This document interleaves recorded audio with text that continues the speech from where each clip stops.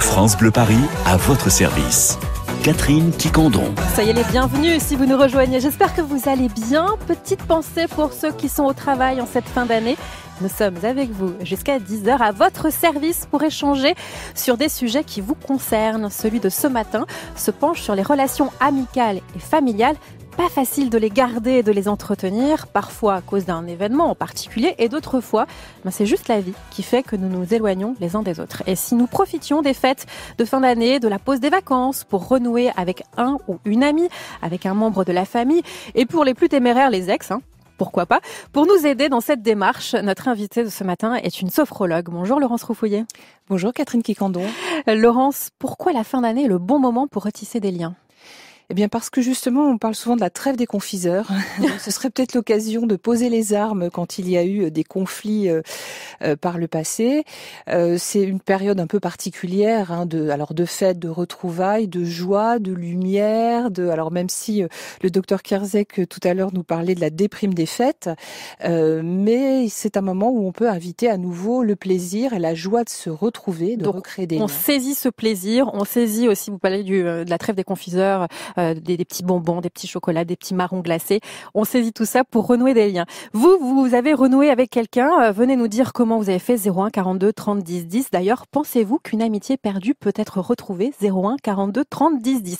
Et si vous avez plutôt envie de faire des nouvelles rencontres, Aline Gubry a une proposition à vous faire. Bonjour Aline. Bonjour à tous. Aline, vous voulez que l'on parle à des gens qu'on ne connaît pas? Exactement, mais oui, en ces temps de convivialité, moi j'ai trouvé le meilleur bar de tout Paris pour rencontrer de nouvelles personnes et tisser de nouvelles relations. Eh bien très bien, nous en parlons donc dans quelques instants. Alors Laurence, reprendre contact demande-t-il une petite préparation, une petite anticipation ? Oui, forcément. Alors j'ai envie de dire aussi, tout dépend de la manière dont vous avez coupé le contact. Si c'est simplement de l'éloignement par les événements de la vie, un peu les choses se sont distendues, créer une occasion, ça peut être effectivement sympathique d'être à l'initiative. Donc de le préparer, ça peut être bien. En revanche, si on s'est séparé sur un conflit ou un malentendu, on va être obligé quand même de crever l'abcès ou en tout cas de remettre les choses un minimum à plat pour pouvoir renouer. Justement, est-ce qu'il faut peser le pour et le contre? Est-ce qu'il faut faire table rase? Est-ce que toutes les amitiés ou les relations familiales doivent être reprises? Ça dépend aussi de la manière dont ça a pu se distendre. On parle beaucoup de liens, donc soit le lien s'est cassé, soit il s'est distendu. Un lien distendu, quelque part, c'est plus facile de se rapprocher, donc de créer l'occasion d'un rapprochement. À la limite, plus il y a de monde et mieux ça peut être. C'est-à-dire de se retrouver avec un groupe d'amis et d'en profiter pour inviter cet ami qu'on n'a pas vu depuis longtemps. C'est par un tiers, par exemple. Ça peut aussi Tout à être fait. utile. Ça peut être quelque chose qui peut permettre de créer un intermédiaire et qui peut apaiser les choses si ça a été un peu difficile. Est-ce que le hasard peut faire bien les choses? C'est-à-dire, est-ce que ça peut arriver, on peut recroiser un ami à l'occasion d'un événement ou dans les fêtes de famille, sont l'occasion aussi de recroiser un oncle, une tante, un cousin qu'on n'a pas vu depuis très longtemps, avec qui on s'est éloigné, et donc par le hasard, on recroise cette personne. Est-ce que à ce moment-là, c'est le bon moment peut-être pour reprendre contact ou pas du tout? C'est le bon moment si on est prêt nous-mêmes. C'est-à-dire que vous disiez tout à l'heure faire table rase. Est-ce qu'on est prêt à faire table rase sur tout? Et notamment quand il y a eu des conflits sur des choses qui pour nous sont importantes, je pense notamment aux valeurs, ça va être difficile de repartir comme si rien ne s'était passé. Donc là, on aura besoin d'une étape intermédiaire, mais qu'on peut faire peut-être de manière apaisée. C'est ça qui peut être intéressant. C'est-à-dire que c'est un peu tout le travail qu'on fait notamment en sophrologie autour des émotions. Ce ne sont pas les émotions qui nous pilotent, c'est à nous de reprendre les commandes et de savoir, même si on a pu à un moment ressentir de la colère ou parfois du dégoût, puisqu'on parle des valeurs, comment on peut mettre ça de côté et essayer de faire avancer, d'avancer quand même, mais en ayant conscience de ce qui s'est passé et surtout de voir ce qu'on veut mettre en place. On va justement en parler. Laurence Roufouillet, sophrologue et auteur du livre Intelligence émotionnelle aux éditions Vuibert, est avec nous ce matin pour nous aider à reprendre contact avec des proches que l'on a perdu de vue. 01 42 30 10 10 pour nous dire si vous pensez qu'une fois que l'on a tourné la page, c'est terminé et pourquoi, ou au contraire, est-ce qu'il y a toujours un moyen de s'entendre à nouveau? D'ailleurs, dans un instant, nous allons voir concrètement ce que l'on peut faire. Ça vous concerne, ça vous préoccupe. Parlons-en. France Bleu Paris, à votre service. Certains ont un cercle amical et familial très restreint, d'autres, au contraire, sont amis avec tout le monde. tout le temps et quel que soit le contexte. Aucune des deux situations n'est meilleure l'une que l'autre, tant que celle que vous vivez est bien pour vous et que vous la vivez bien, c'est le principal. Quoi qu'il en soit, le lien social est important, notamment en cette période de fête. Aline, justement, en parlant du lien social, vous avez trouvé le meilleur bar de tout Paris pour nouer de nouvelles relations. Il a même inventé un tout nouveau métier complètement improbable. Mais oui, vous allez voir, c'est improbable. Mais avant ça, Catherine, dites-moi, est-ce que vous êtes du genre à papoter avec des inconnus, vous savez, aux arrêts de bus ou à la caisse des magasins? Alors aux arrêts de bus, non, mais à la caisse du magasin, j'avoue que ça m'est déjà arrivé. Ah, vous êtes une bavarde avec les inconnus? Dans la queue de la caisse, oui, mais pas sur les arrêts de bus. Eh ben, j'ai trouvé le lieu parfait pour vous, que vous soyez timide ou non, oui. D'ailleurs. C'est un bar, figurez-vous, qui est spécialement conçu pour que vous passiez un moment convivial, même avec des gens que vous ne connaissez absolument pas. Alors, comment il fonctionne, ce bar? Eh bien, dans ce bar, tout est fait pour que vous parliez avec les autres clients. Il y a pas mal de jeux, il y a un karaoké, alors là, vous pouvez vous lâcher, vous connaissez personne. Il y a même une mini plage pour boire votre cocktail dans un transat en papotant, ça c'est sympa. Et même, alors ça j'adore, c'est un tuyau de chuchotterie. Vous allez me dire qu'est-ce que c'est? Ben oui. C'est un long tuyau dans lequel vous parlez à un inconnu que vous voyez pas qui est à l'autre bout. Comme ça, vous pouvez lui dire tous vos secrets ou pas. Ou pas. Alors, il paraît que ce bar a créé un nouveau métier. C'est quoi ce nouveau métier? Alors, si vous êtes en reconversion professionnelle, j'ai une idée de métier pour vous, plutôt sympa, vous allez voir.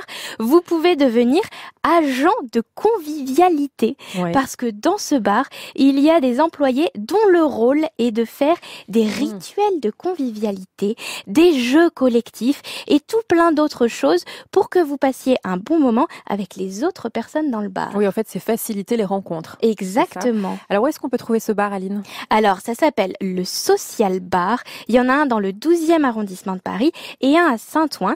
Vous pouvez y aller seul.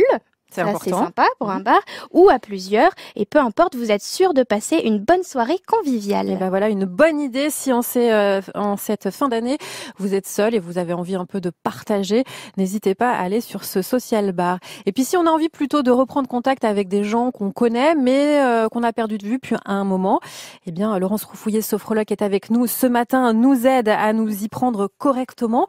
Laurence, le premier pas, écrire une lettre, appeler au téléphone, envoyer un texto, qu'est-ce que vous nous conseillez?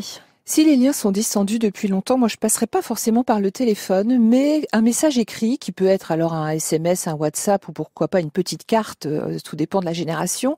C'est quelque chose qui marque une attention, qui laisse aussi à l'autre le temps de réfléchir. Il y a plus d'immédiateté dans le téléphone, donc on n'est pas à l'abri d'abord de surprendre la personne dans un moment où elle n'est pas forcément prête elle-même. Ça lui laisse le temps de réfléchir et peut-être finir par une question. Est-ce que ça te dirait qu'on se revoit ? On pourrait profiter des vacances pour se voir ou prendre un verre. Prendre un verre peut être une première étape. Et moi, je conseillerais plutôt dans un endroit neutre. Oui, alors, le social bar, pourquoi pas? N'est-ce pas? Effectivement. Éviter la maison de l'un ou de l'autre, c'est trop chargé en émotions. Ou la maison de famille ou l'appartement des parents, où on va se retrouver dans un contexte émotionnel, dans un environnement qui lui-même va rajouter un élément qui n'est pas utile. Donc, un terrain neutre peut être bien. Et puis, reprendre la conversation, peut-être sur des choses un peu plus banales. Légères. Au moins, marquer une attention, un intérêt pour l'autre. Et si vraiment des choses doivent être dites, se préparer à cette conversation. S'il y a eu vraiment un conflit sur quelque chose qui est problématique, on va renouer, on va retenter une communication où chacun va pouvoir aussi dire ses besoins. Et qu'est-ce qui a été blessé de chaque côté si jamais conflit il y a. Et si on n'est pas encore prêt à affronter peut-être ses émotions et celles des autres, là c'est bientôt le 1er janvier, une petite carte dans la boîte aux lettres. Absolument. Ça fait toujours plaisir, je te souhaite de belles choses. C'est pas du tout inenvisageable, ça peut être une bonne idée aussi. C'est une bonne idée, on peut avoir formé le vœu de se revoir en 2024. Ça laisse à chacun le temps de faire son chemin. Ça enclenche quelque chose. Ça marque en tout cas une intention. Tout n'est pas forcément acceptable. Donc, on a chacun des limites. Donc, il faut avoir conscience aussi des limites, c'est-à-dire jusqu'où on est prêt à aller. Ou bien, quelles sont les choses sur lesquelles on veut rediscuter. Et parfois, c'est simplement des malentendus. C'est une communication qui est mal passée. Oui. parfois dans un contexte aussi où il peut y avoir, alors on parle des fêtes, de l'alcool. L'alcool échauffe les esprits et déforme de temps en temps nos propos. Donc remettre les choses à plat de manière apaisée. Et faire simple pour le début. Tout à fait. Voilà, un café, un déjeuner rapide dans un lieu neutre. Dans un endroit neutre et la possibilité que chacun puisse partir au moment où il en a s'échapper envie. si jamais ça marche pas. De laisser une porte de sortie à l'autre et à soi-même d'ailleurs si ça fonctionne pas. Certaines amitiés sont éphémères, d'autres durent toute la vie, mais cela demande des efforts de part et d'autre, idem pour les relations familiales qui peuvent facilement devenir houleuses pour tout un tas de raisons. Les fêtes de fin d'année peuvent être un bon moment pour renforcer les liens distendus.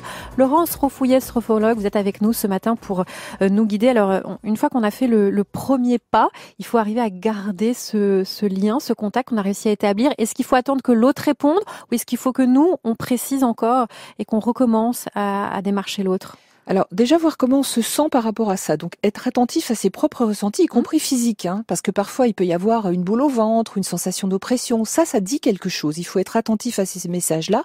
Est-ce que cette reprise de contact, elle a bien fonctionné ? Et elle nous convient ? Est-ce qu'elle nous convient ? Est-ce que ça nous convient ? Alors on va dire, est-ce que je suis OK avec ça ?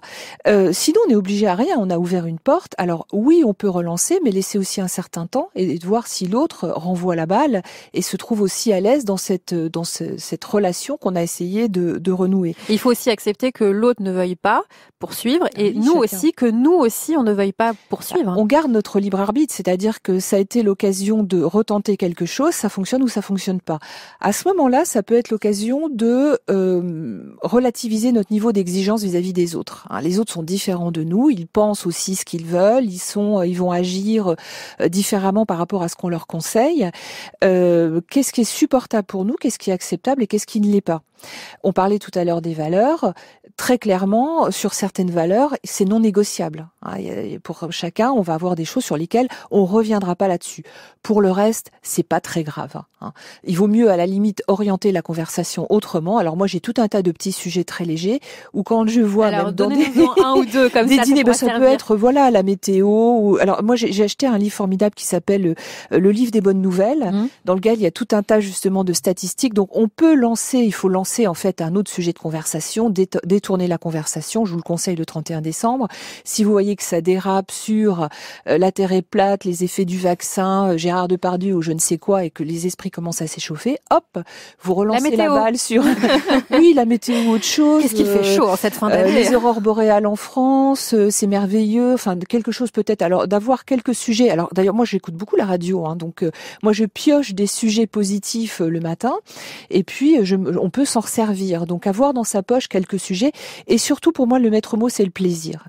Ne pas oublier pourquoi on se recontacte, pourquoi on est ensemble, qu'est-ce qu'on partage ensemble et quel est le plaisir qu'on veut maintenir de voir quelqu'un, de rire ensemble, d'échanger des choses, de se faire des bons souvenirs. Et si c'est pas le cas, ne pas forcer, Le lien ne peut pas être comme avant, malheureusement. Et puis y aller doucement. C'est la vie. Oui, d'y aller par étapes et d'aller jusque là où nos limites sont acceptable. Merci Laurence Rofouillet, sophrologue et auteure du livre Intelligence émotionnelle aux éditions Vuibert. Je vous souhaite une belle journée puis un bon dîner de réveillon. Visiblement, vous avez déjà bien préparé. Avec une jolie bûche au chocolat. Mais voilà, c'est tout ce que je vous souhaite.